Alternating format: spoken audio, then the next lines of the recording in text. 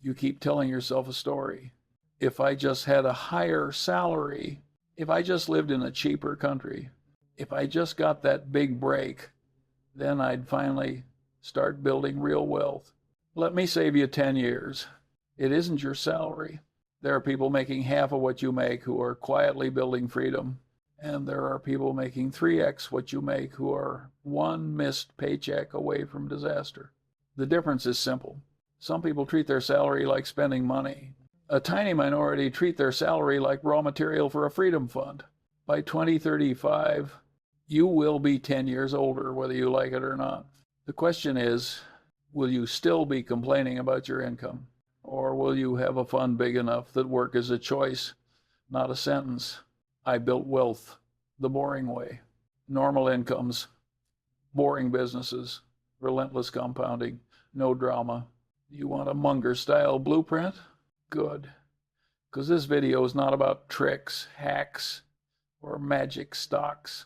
It's about turning a normal salary into a freedom fund by 2035 with brutal honesty, simple math, and behavior most people are too spoiled to tolerate. Let's get to work. Part 1. Define freedom fund before you chase it. Most of you say you want financial freedom and can't define it in a sentence. You say, I want to be rich. I want to retire early. I want to never worry about money again. That's poetry, not a plan. We need a number. Freedom is a monthly bill, not a fantasy. Forget Lamborghinis. Forget private jets. Basic freedom equals your life is paid for without needing a job. Not luxury freedom, not influencer freedom. Baseline freedom. Ask yourself, what is the minimum enjoyable life I'd accept if work were 100% optional? Not survival gruel, not rice and tap water in a dark room. A simple, modest, dignified life you would tolerate for decades if it meant you owned all your time. Write it down. Housing modest, not Instagram. Food, home cooked, not constant delivery. Utilities, phone, internet, transport, health insurance, meds, modest fun, and social life. Basic travel once in a while. Add those up. That's your freedom cost per month. Multiply by 12 freedom costs per year. For example, maybe your minimum enjoyable life is $2,000 a month. That's $24,000 per year, or $3,000 a month, $36,000 per year, or $4,000 a month, $48,000 per year. That's not a dream. That's a bill. Now, the Freedom Fund definition is simple. Freedom Fund equals a pot of assets that can safely pay that bill every year without you working. The safe withdrawal rule of thumb, you don't want to build a freedom fund you can't actually use without draining it.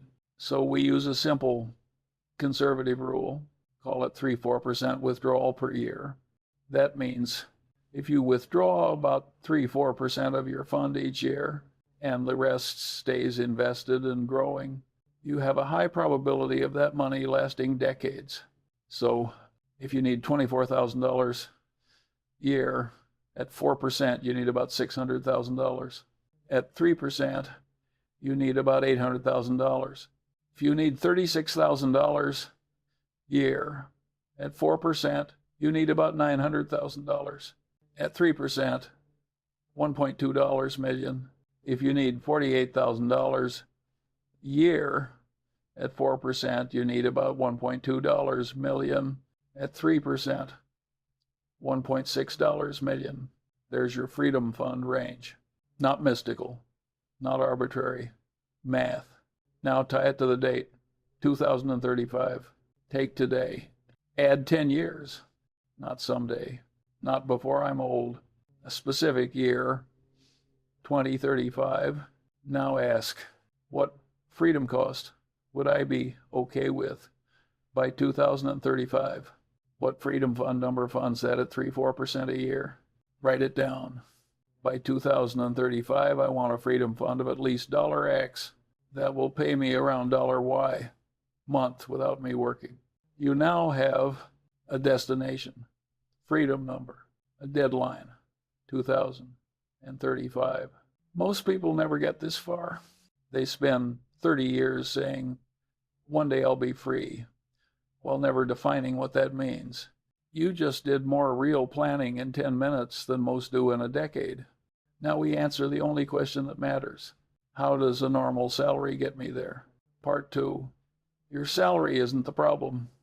It's the pipeline. Everyone loves to say, you can't save your way to wealth. I agree if by save you mean park money in a 0% bank account. Earn nothing. Let inflation eat it alive. But that's not what we're talking about. We're talking about taking a normal salary and building a freedom pipeline. Salary surplus investments, compounding freedom fund. Your problem is not that the pipe is too small. Your problem is that the pipe is full of holes. Step 1, turn your salary into a surplus machine. I don't care if you make $30,000 or $130,000. If you spend 100% or 105% with debt, your freedom fund stays at 0. So we start with a brutal rule. From now until 2035, my life's financial mission is to produce a consistent surplus from my salary every month, no matter what. Surplus equals income, expenses, not whatever's left. A deliberately engineered gap. Start with a target. If you're early in your career or in a low-cost area, maybe it's $300, $500 a month. If you're mid-career with room to maneuver, maybe $800, $1,500 a month. If your income is higher, push for $2,000 plus. You think that's impossible? Good. That means your current lifestyle is the obstacle, not your salary. Step 2, do the 90-day money autopsy. You can't create surplus blind. Pull your last 90 days of transactions. Yes, all of them. Sort into 3 piles. Non-negotiable needs. Rent, mortgage, basic groceries, transport, utilities, baseline phone, internet, health costs, upgradable wants, nice but not essential versions of things, eating out instead of cooking, convenience spending, subscriptions you like but don't need, brand upgrades, clothes, tech, etc. Stupid, random Amazon junk, late fees. I was bored purchases, third food delivery that week, stuff you forgot you even bought. Your job is to attack piles 2 and 3, not because I'm stingy, because freedom costs real money, and you're currently giving it to coffee, boredom, and convenience. Ask, what would a person obsessed with freedom cut or downgrade here if they had 10 years to escape? You don't remove all joy. You remove thoughtless joy. You aim for a number.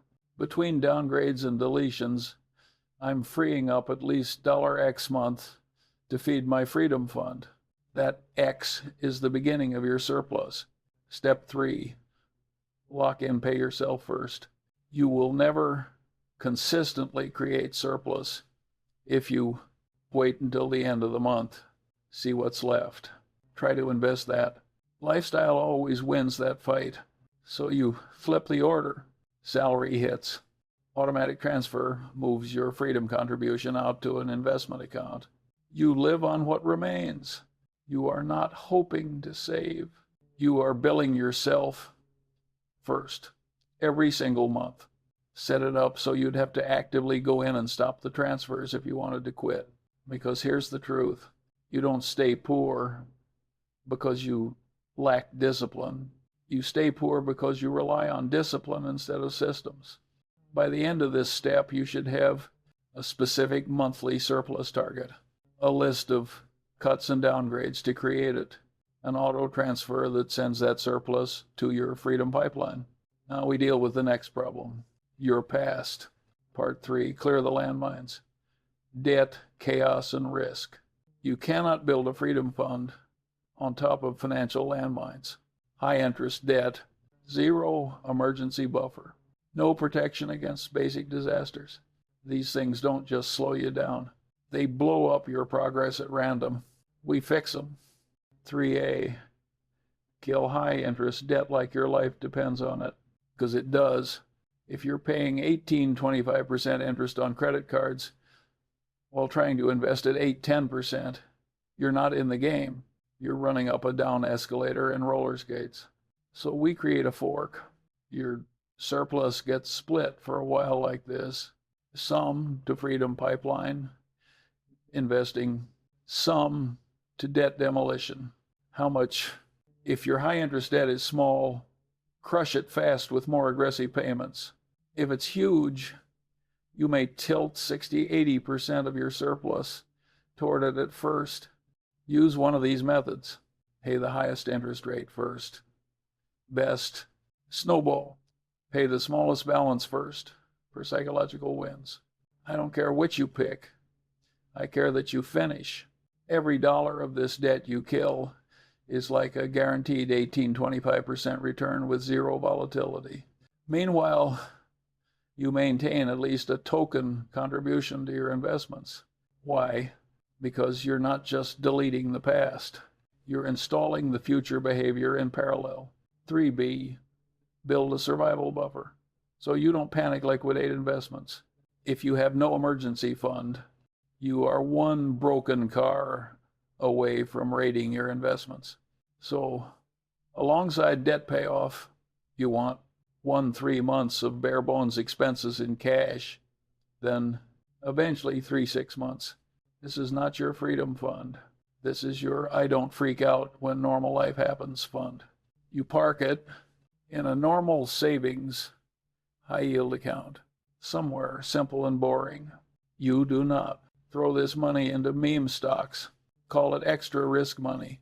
Blend it with your everyday spending. This buffer keeps your freedom pipeline intact when life throws you a small punch. 3C, patch obvious risk holes. You can't foresee everything, but you can avoid being reckless. If you have dependents, basic term life insurance. If health costs would wipe you out, some form of health coverage, even if it's painful. If you share finances, make sure beneficiaries and basic documents aren't chaos. None of this feels like getting rich. It feels like paperwork. But freedom is not just having money. Freedom is knowing a random event can't drag you back to zero. By the time you're done with part 3, this might take 1-3 years, depending on your starting mess. You have a functioning surplus, automatic contributions, high interest debt on a clear chopping block are already dead, a basic emergency buffer, fewer ways for life to blow you up. Now we can finally talk about the engine that actually grows your freedom fund. Part 4, build the freedom engine. Simple, boring, relentless. Your salary surplus is the fuel. Your investments are the engine. Most people obsess over the engine and ignore the fuel. You now have both. We don't need a hedge fund to get you to a freedom fund by 2035. We need a simple, boring, low-cost engine. Take a slice of my salary every month, buy productive assets, and let them compound. 4A, default broad market index funds for 95% of normal salary people. The core of your freedom engine should be 1 or 2 broad, low-cost index funds, ETFs, that own pieces of hundreds or thousands of businesses. Charge low annual fees. Don't require you to be a genius stock picker. Why? Because you get the average return of the whole market over decades. You don't depend on your ability to outsmart professionals. You keep fees low, which adds up enormously over 10 plus years. If markets average around 8-10% over the long term, and you compound consistently, your freedom fund grows on autopilot. 4B, automatic monthly, no feelings. The worst idea is, I'll invest when the market feels safe. by the time it feels safe. It's expensive. So you set your contributions to auto invest every month. Ignore short-term noise. Keep buying during fear, boredom, euphoria, everything. This is called dollar cost averaging. You buy more shares when prices are cheap, fewer when prices are expensive. You don't need to be a genius. You need to show up every month. 4C, optional, a small tilt for the nerds. If you genuinely enjoy studying businesses, you might keep 90% of your long-term money in simple index funds. Use 10% for carefully chosen individual stocks or other assets you understand. But if you're guessing, following tips, and chasing hype, that 10% will probably tax your nerves more than it will help your returns. So ask yourself, am I genuinely willing to read, think, and be patient? Or am I just bored? If you're bored, go on a walk instead. Your freedom fund will thank you. 4D. What about real estate, crypto, etc.? Real estate can be part of your freedom engine if you understand the math. You accept the work and you don't over leverage like a maniac. Crypto, if you want to speculate with a tiny percent of your freedom engine, fine. But don't lie to yourself. That's gambling, not the plan. Your freedom fund should not rise or fall based on the mood of a casino. Part 5, the 2025-2035 decade game plan. Let's put this into a timeline, because people understand stories better than spreadsheets. Assume it's around now and we're shooting for 2035. You have 10 years. We'll break it into phases. PHAZ 1, 2025, 2027. From chaos to control. Objectives. Create and lock in surplus. Attack high interest debt. Build small emergency buffer. Start freedom engine contributions. Even if tiny, what this looks like in real life. You brutally audit your spending. You make a few moves that your friends might laugh at. Smaller apartment, used car instead of newbie, less eating out, fewer subscriptions. You set up auto transfers to investments and debt. Emotionally, it feels tight. It feels unfair. You feel like everyone else is living better. Financially, your net worth is no longer flat or declining. Debts start shrinking. Your small investments start existing in the first place.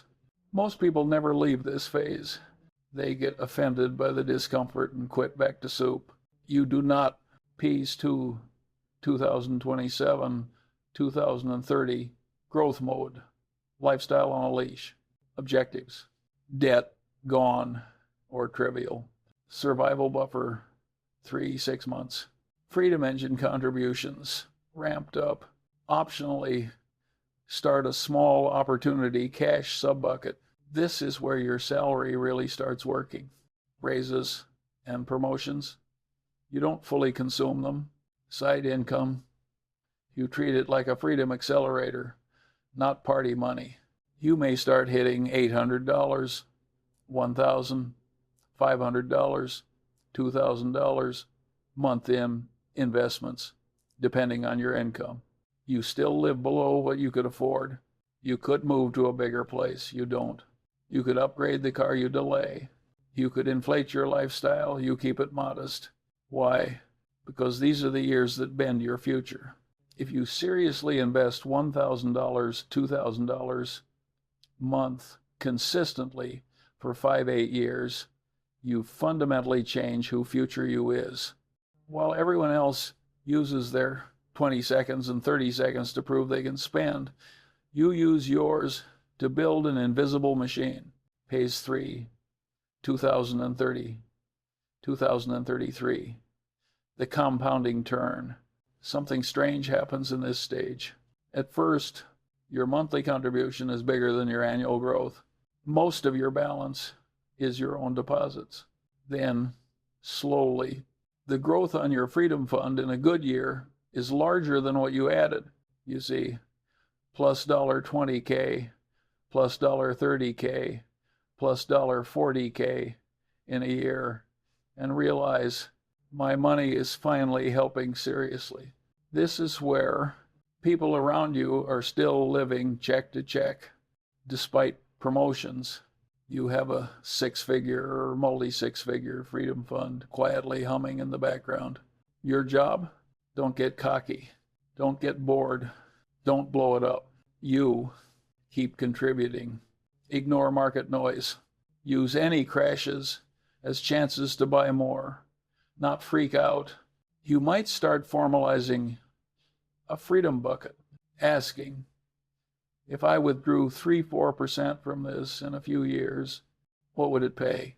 Realizing your salary is no longer the only thing keeping you alive. Piece 4, 2033, 2035, freedom calibration.